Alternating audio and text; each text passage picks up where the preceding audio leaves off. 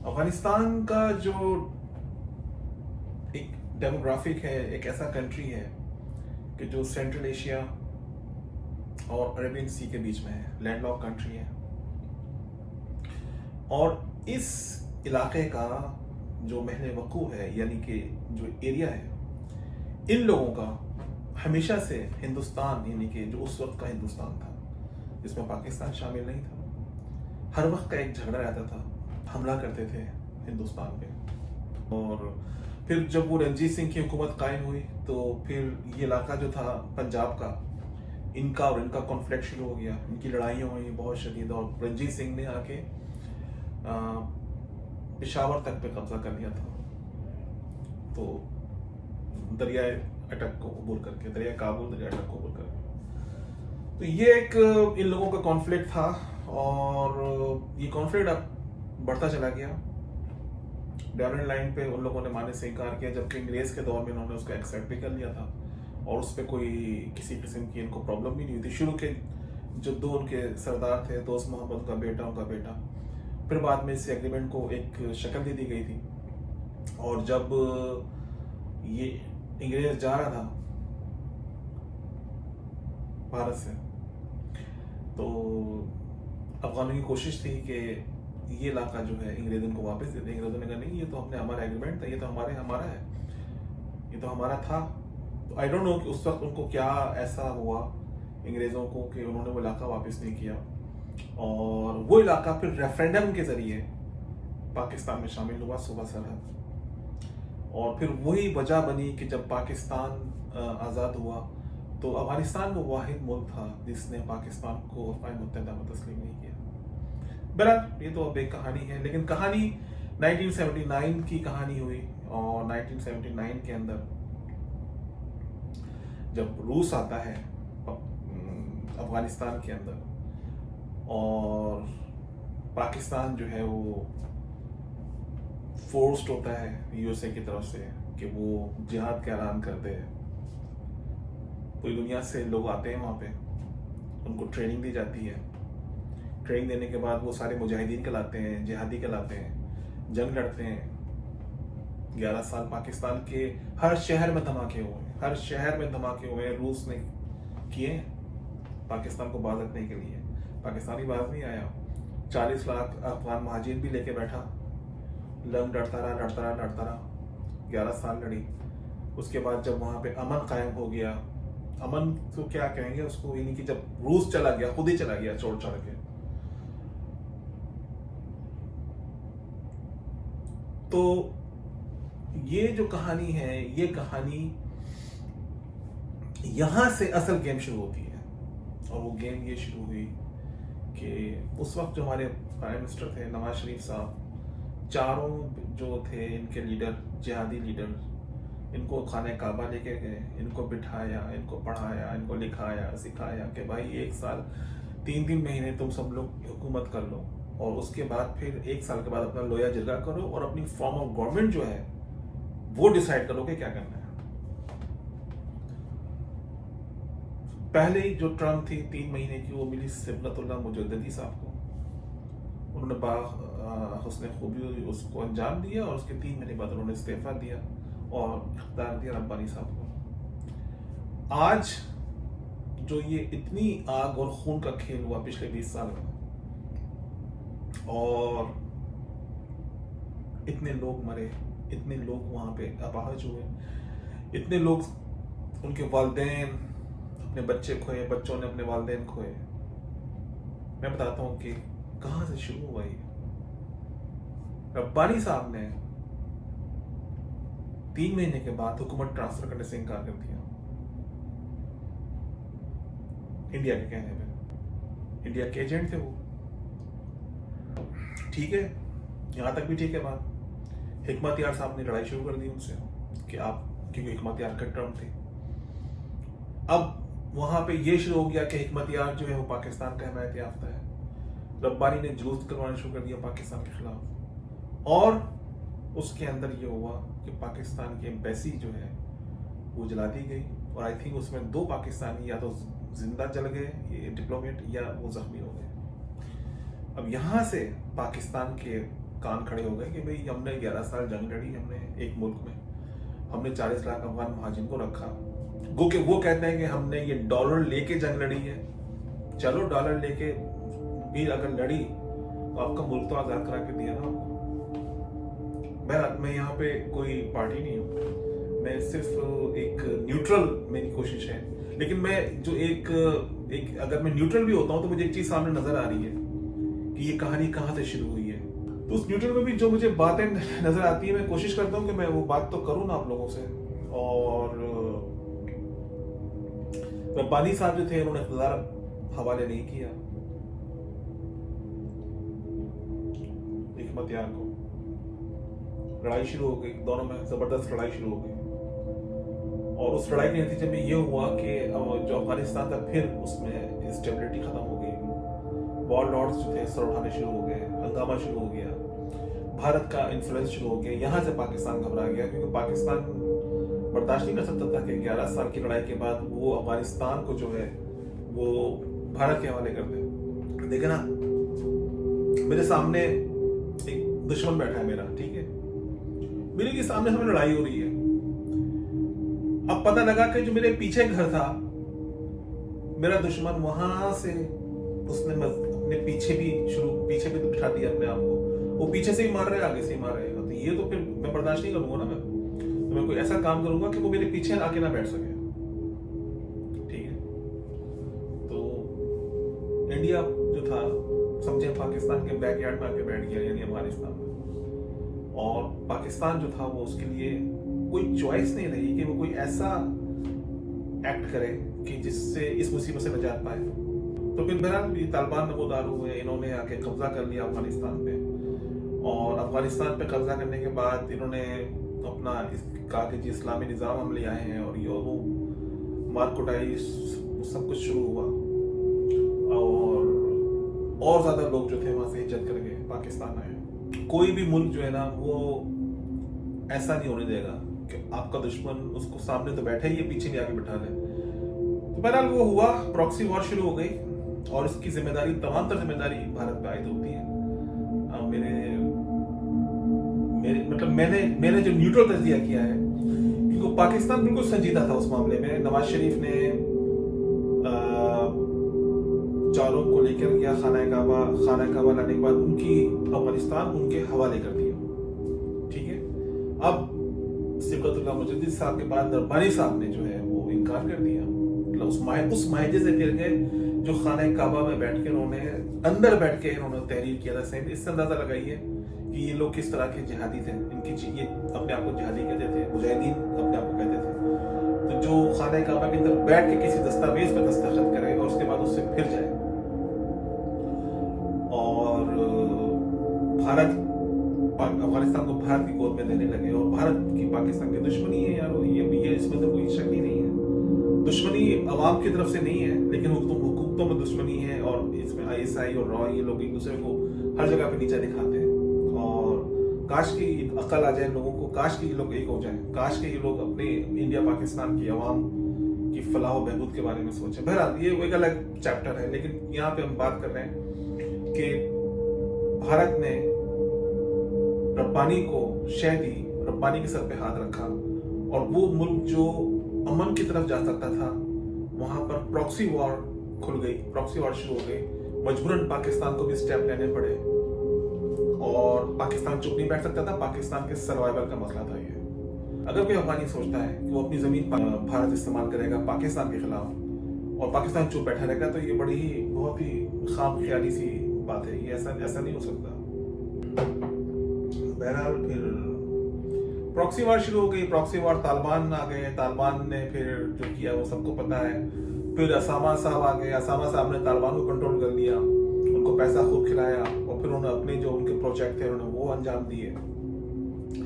America आ गए, फिर America ने आके मुकम्मल जो है अफगानिस्तान पे कब्जा भी कर लिया, और अफगानिस्तान मुकम्मल तौर पे इंडियन इन्फ्लुएंस में चला गया। इंडिया ने 7 कॉन्सुलेट खोले पाकिस्तान के बॉर्डर के साथ, और 2 चीजें जो हैं वो तैयार कराई। नंबर 1 तो वो तहरीक तालिबान शुरू कराई, जो पाकिस्तानी आर्मी और लोगों पे हमले कराने शुरू कर दिए। दूसरे उन्होंने एक काम ये किया कि बलूचिस्तान में उन्होंने बेचैनी फैलानी शुरू कर दी।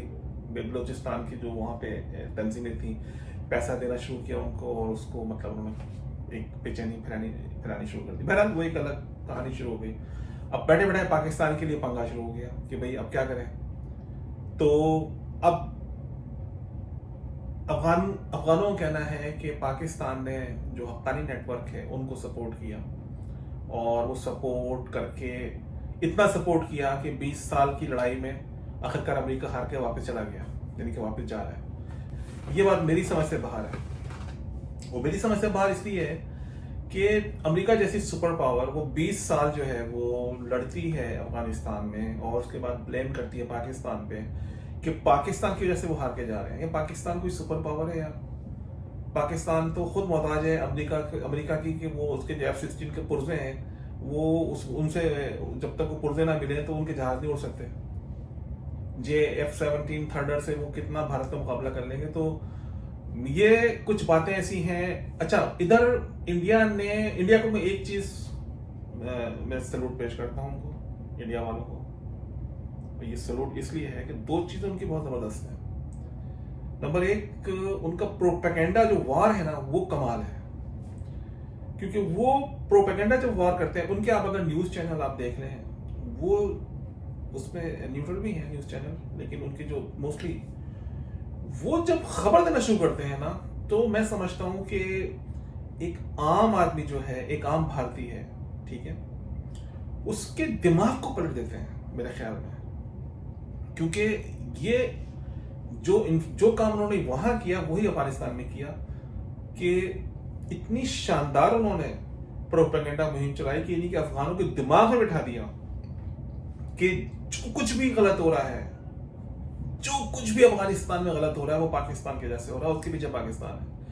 अगर वहां पे चोरी हो रही है, डकैती हो रही है, गोली चल रही है, धमाका हो रहा है, कुछ भी हो रहा है, उसके पीछे पाकिस्तान है। तो ये कमाल का प्रोपेगेंडा है जो पाकिस्तान को नहीं आता करना।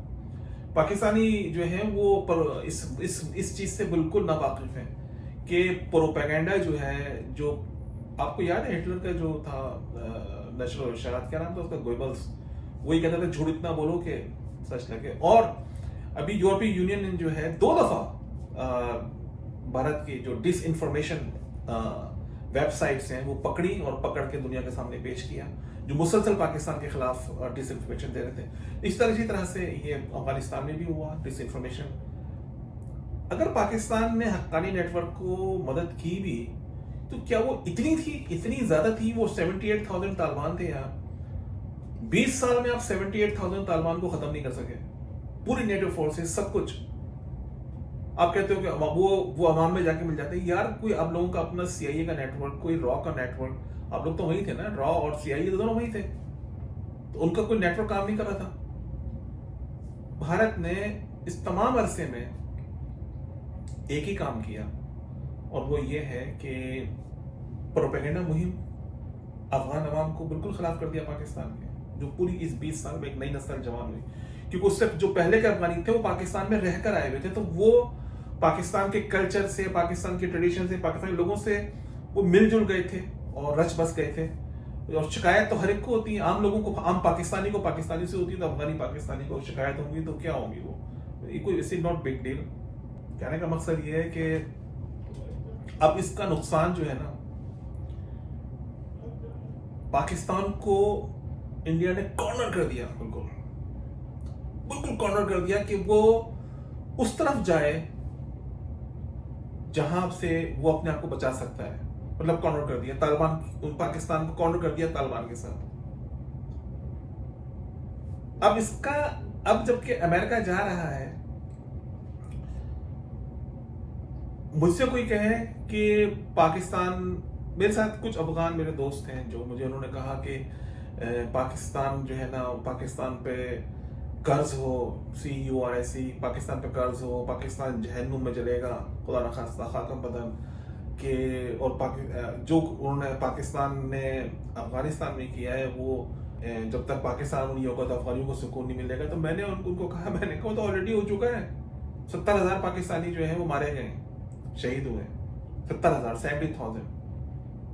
तो और कितना खून बहेगा। मैंने कहा आप लोगों का खून जो अफगानिस्तान में जो मुसलसल बहा है वो इधर भी वही हुआ, उधर भी धमाके हुए, इधर भी धमाके हुए, और सिर्फ इस वजह से हुए हैं कि इंडिया ने ये फैसला किया कि रब्बानी को सपोर्ट किया जाए, और रब्बानी ने पावर ट्रांसफर नहीं की, और फिर वहां से पाकिस्तान का और उनका इंडिया का प्रॉक्सी वॉर जो है वो शुरू हो गया, जिसकी वजह से 70,000 पाकिस्तान में मरे और अफगानिस्तान में भी हजारों मरे, और अभी ये सितम अभी खत्म नहीं होने वाला, क्योंकि ये तो कहानी शुरू होने वाली है। यानी कि अमेरिका जा रहा है, अमेरिका ने, आप लोगों को क्या लगता है, आप सब लोग जितने ही बैठे हैं सुन रहे हैं, आप लोगों को क्या लगता है अमेरिका ये क्यों छोड़ के जा रहा है? देखिए ये गेम होती है। यही तालिबान जो दुश्मन थे अमेरिका के, आप देख लीजिएगा एक वक्त आएगा, मेरे हो सकता है मैं गलत हूं, लेकिन इनको यूज करेगा चाइना के खिलाफ, क्योंकि इस 20 सालों में चाइना बहुत टॉप पे चला गया, चाइना सुपर पावर बन गया, और अब उस सिचुएशन में इनके पास कोई चॉइस नहीं थी कि इन्हीं को उन्होंने यूज किया था जिहादी बना के रूस के खिलाफ। आज ये निकल रहे हैं और अपना काफी वेपन्स और काफी गाड़ियां और काफी असला छोड़ के जा रहे हैं। अभी तो अखबार में खबर आई थी कि 700 गाड़ियों पर कब्जा कर लिया है, वो 700 गाड़ियां छोड़ के जा रहे हैं, पता नहीं क्या कुछ छोड़ के गए होंगे उनके लिए, वो अपने कब्जा करेंगे। अब तालिबान अगर उस पर कब्जा करते हैं काबुल के ऊपर और बड़ी सिविल वार होती है, तो मुझे लगता नहीं होगी, क्योंकि जो अशरफ गनी रिजीम है वो उसके तो बहुत सारे शहरों के अंदर उन्होंने ऐसे ही छोड़ दिया है, वो क्या लड़े उनसे, वो तो मरने मारने को तैयार है। तो बहरहाल ये अब कहानी है, और ये मुसीबत जो है, अब जो ये बला आ रही है काबुल की तरफ, उसमें जो लोग वहां पर मौजूद हैं और उनको उनके दिलों दिमाग में बेचारों की एक ही बात है कि ये पाकिस्तान की वजह से हो रहा है। उनको ये बिल्कुल नहीं आइडिया कि ये प्रॉक्सी वॉर थी, और जो शुरू इंडिया ने की थी। मेरे बहुत सारे इंडियन दोस्त हैं, और अगर वो मेरी वीडियो देखेंगे तो हो सकता है वो कहें कि मैं शायद यहाँ पे बाइस्ड हो रहा हूँ। नहीं, बाइस नहीं हो रहा, मैं जो कुछ भी बोल रहा हूँ वो मैं अपनी मुकम्मल रिसर्च के मुताबिक बोल रहा हूँ। आप गूगल पर रिसर्च कर सकते हैं कि रब्बानी जो थे, जो सेकंड प्रेसिडेंट थे अफगानिस्तान के, उनके बाद हिकमत यार की बारी थी। रब्बानी ने पावर ट्रांसफर करने से इनकार किया इंडिया की शह पे, क्योंकि वो इंडियन एजेंट थे, और वहां से ये सारी प्रॉक्सी वार शुरू हो गई। पाकिस्तान को कूदना पड़ा इस प्रॉक्सी वार में। आफ्टर 11 ईयर्स में रूस से जंग लड़ी, उसके बाद प्रॉक्सी वार लड़नी पड़ गई इंडिया के साथ, क्योंकि वो इलाका इंडियन इन्फ्लुएंस चला गया। और फिर पाकिस्तान के ऊपर ये इल्जाम है कि वो हक्कानी नेटवर्क को सपोर्ट करता रहा या नहीं करता रहा।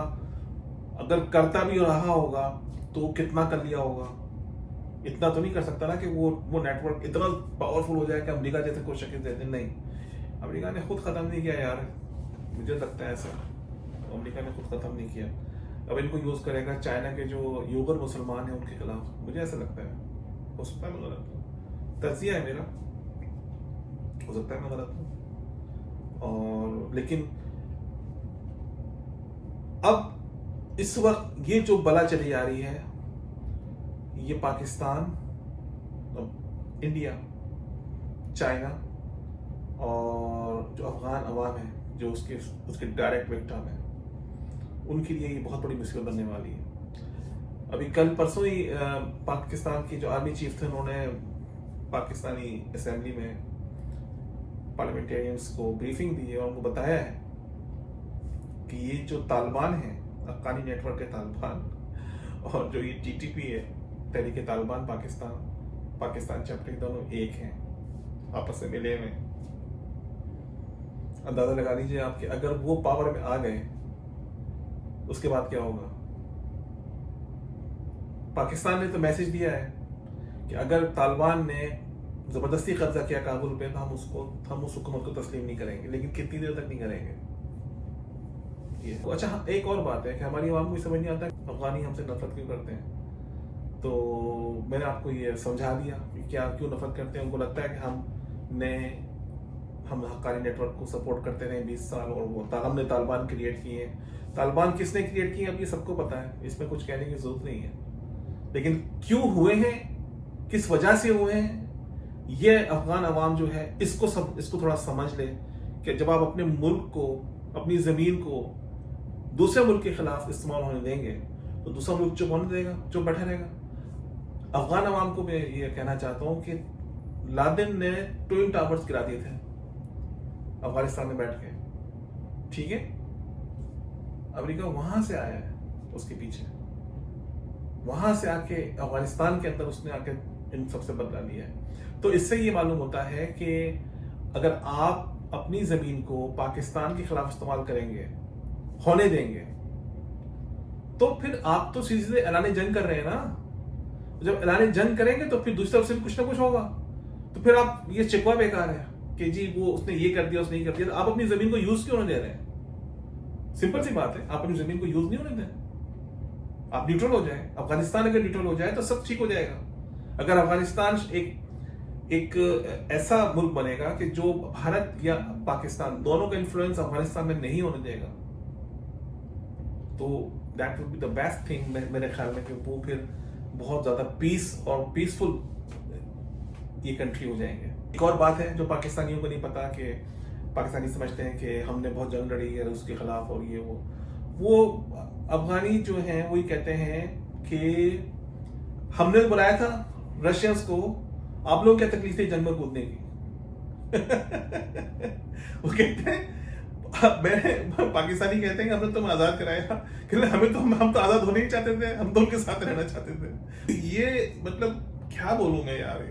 हमारे ज़िया-उल-हक साहब जो थे ना, 5 जुलाई को आज उन्होंने मुल्क पर कब्जा किया था 1977 में, और उसके बाद 79 के अंदर उन्होंने ड्रामे शुरू कर दिए। अभी एक मसला हुआ ना कि जैसे सऊदी अरब ने पाकिस्तान आर्मी मांगी और पार्लियामेंट ने मना कर दिया, राइट। तो इस तरह का कोई चीज होनी चाहिए थी। वो आर्मी चीफ, चूंकि वो आर्मी चीफ थे, उन्होंने खुद फैसला कर लिया, जंग में कूद गए। आज तक लोग मर रहे हैं पाकिस्तान में, ये 70,000 जो मरे, ये उसी का तसलसल है।